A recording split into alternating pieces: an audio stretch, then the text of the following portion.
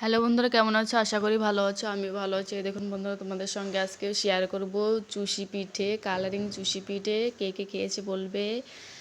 এই দেখুন, আমি এখানে নিয়েছি পালং শাক, বিট, গাজর, এইগুলোকে আমি পেস্ট করে নিলাম। এই দেখুন, তিনটিকে পেস্ট করে বাটিতে উঠিয়ে নিলাম। তারপর আমি ওভেনে কড়াই বসিয়ে 1 কাপের মতন জল দিয়ে দিলাম। জলটা চুলোর হাইটা মিডিয়ামে রেখে তারপর জলটা ফুটে গেছে। দেখুন, এখানে আমি স্বাদ মতন একটু লবণ দিয়ে দিয়েছি জলের মধ্যে। তারপর চালের গুঁড়ো দিয়ে ভালো করে নাড়াচাড়া করে আমি এখানে 4টে ডো বানিয়ে নিয়েছি। তারপরে ডোর মধ্যে একটা ডোর মধ্যে দেখুন, এগুলোকে আমি এখানে বিটটা দিয়ে হাত দিয়ে ভালো করে মাখিয়ে নিলাম।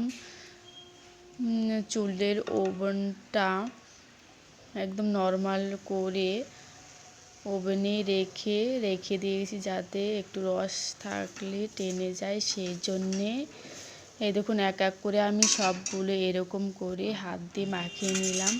তারপর মাখানোর আগে আমি একটু হাতে ঘি দিয়ে ভালো করে মাখিয়ে নিচ্ছি, যাতে হাতে লেগে না যায়।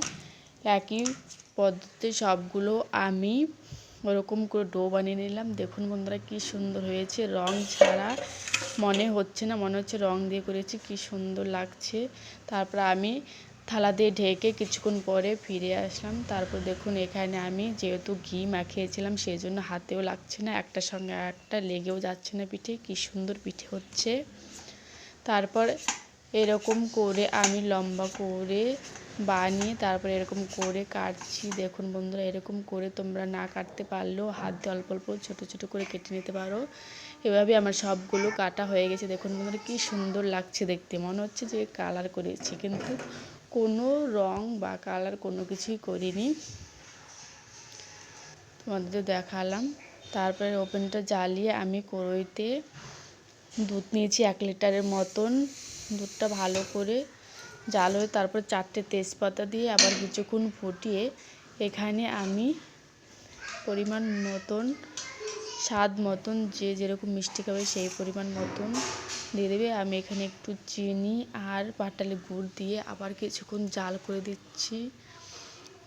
নিচ্ছি। তারপর দেখুন বন্ধুরা, এইরকম যখন দুধটা ফুটবে, তখন অল্প অল্প করে আমি এই পিঠেগুলো দেব। পিঠেগুলো দিয়ে নাড়াচাড়া করে আবার কিছুক্ষণ রেখে আবার যখন দুধটা টকবক করে ফুটবে, তখন আবার দেব এক এক করে। এইভাবে সবগুলোকে আমি দিয়ে দেবো। একবারে সব দেবে না, তাহলে ভালো হবে না পিঠেগুলো। এই দেখুন, আমার সবগুলো দেওয়া হয়ে গেছে। কি সুন্দর হয়েছে দেখতেও, যেরকম সুন্দর খেতেও এরকম সুন্দর হয়েছে। এই দেখুন বন্ধুরা, পিঠে আমার হয়ে গেছে, একটাও ভাঙেনি। আর কি সুন্দর, যার সামনে দেবে সেই খুব ভালো বলবে। খেতেও যেরকম ভালো হয়েছে, দেখতেও ভালো হয়েছে। প্লিজ একবার কমেন্ট